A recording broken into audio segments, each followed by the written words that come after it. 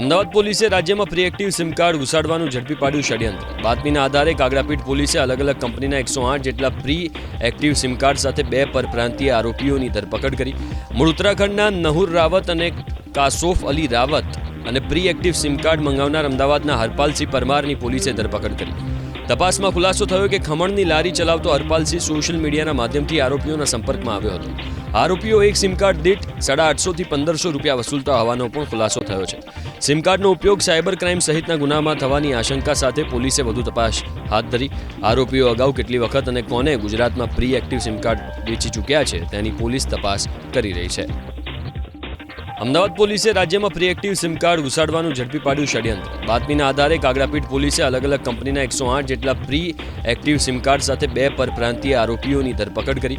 મૂળ ઉત્તરાખંડના નહુર રાવત અને કાસોફ અલી રાવત અને પ્રી એક્ટિવ સિમ કાર્ડ મંગાવનાર અમદાવાદના હરપાલસિંહ પરમારની પોલીસે ધરપકડ કરી. તપાસમાં ખુલાસો થયો કે ખમણની લારી ચલાવતો હરપાલસિંહ સોશિયલ મીડિયાના માધ્યમથી આરોપીઓના સંપર્કમાં આવ્યો હતો. આરોપીઓ એક સિમ કાર્ડ દીઠ 850 થી 1500 રૂપિયા વસૂલતા હોવાનો પણ ખુલાસો થયો છે. સિમ કાર્ડનો ઉપયોગ સાયબર ક્રાઇમ સહિતના ગુનામાં થવાની આશંકા સાથે પોલીસે વધુ તપાસ હાથ ધરી. આરોપીઓ અગાઉ કેટલી વખત અને કોને ગુજરાતમાં પ્રી એક્ટિવ સિમ કાર્ડ વેચી ચૂક્યા છે તેની પોલીસ તપાસ કરી રહી છે.